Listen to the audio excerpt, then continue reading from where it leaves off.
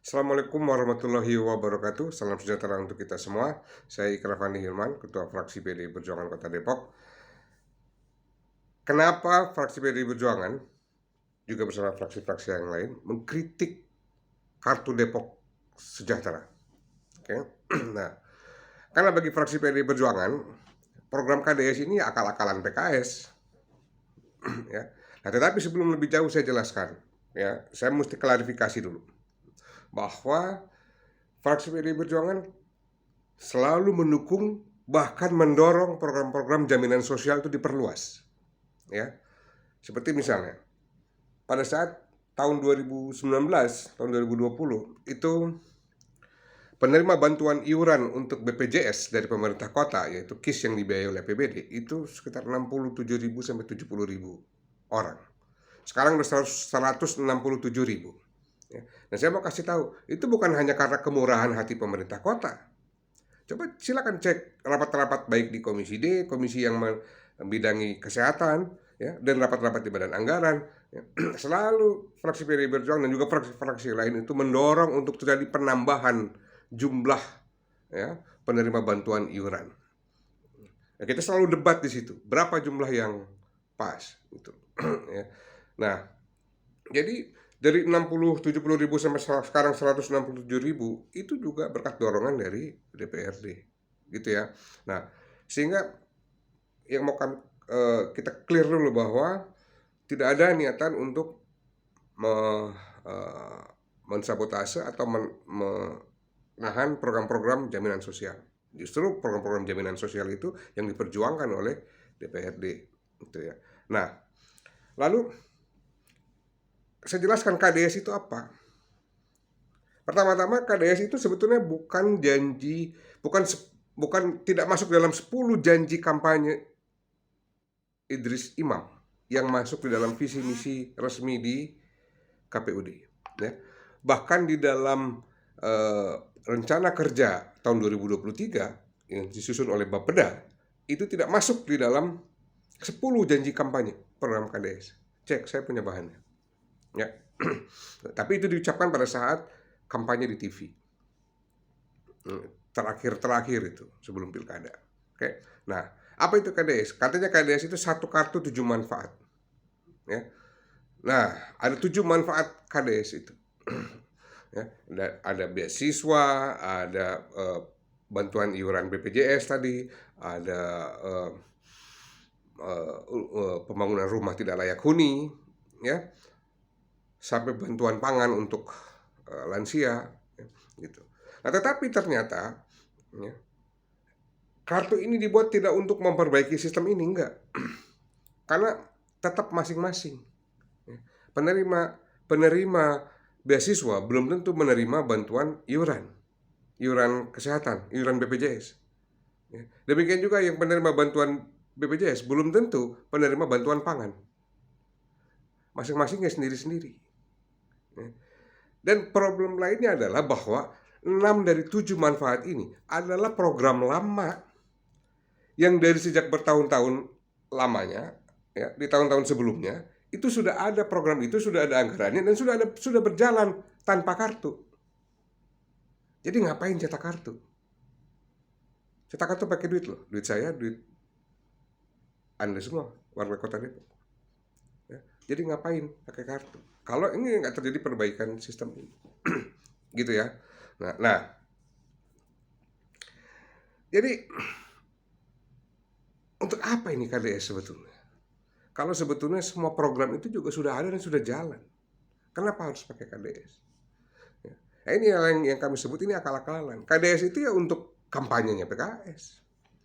Oke, coba kita lihat, ya. Dari yang paling sederhananya, desain kartunya. Ya. Desain kartunya itu putih orange, ya warnanya PKS.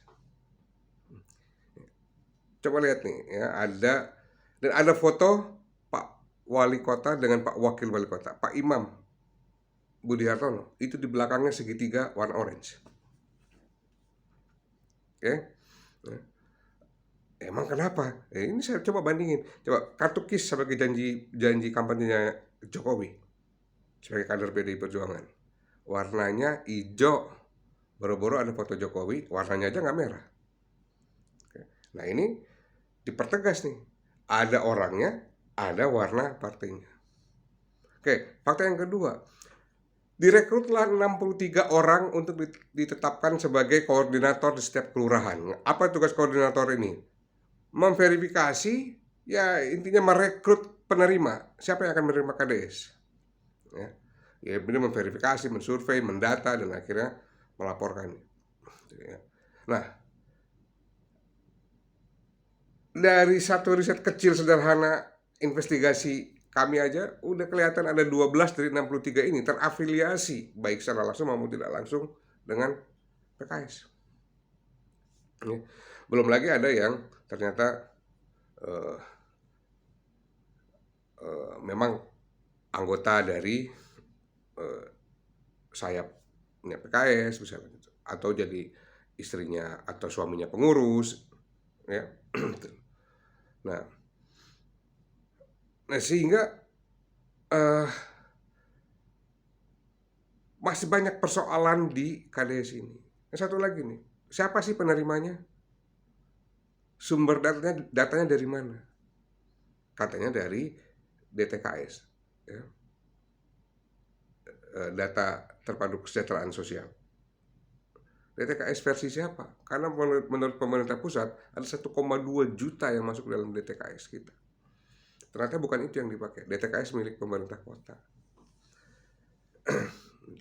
Nah,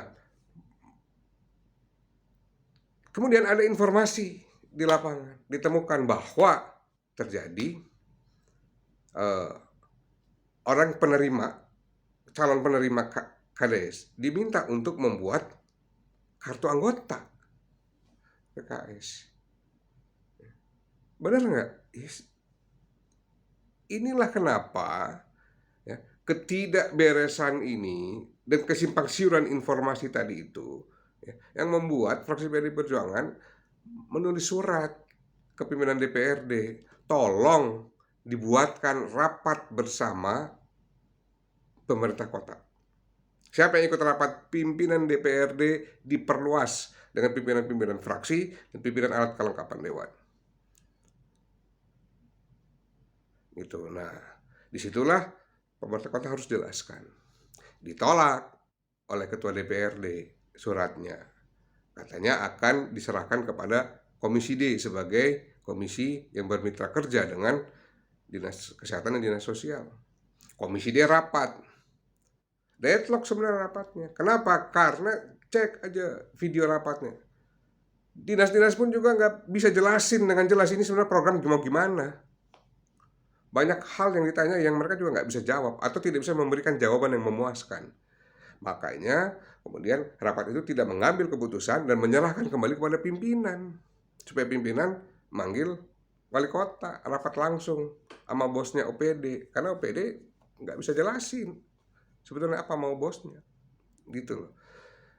Nah inilah yang diinterupsi lagi di paripurna, ditanya lagi. Ya kan? Kan Anda bilang itu akan diserahkan pada Komisi D. Komisi D sudah lakukan nih, ya kan? Deadlock, balik lagi ke Anda. Gimana? Gitu. Nah, masukin dong ke agenda paripurna supaya bisa dibahas gitu di situ. Dan jadi keputusan yang bukan cuma sekedar ngobrol-ngobrol atau informasi saja, tapi memang agenda yang diputuskan di dalam paripurna. Nah, itulah seperti kita ketahui terjadi keributan-keributan itu.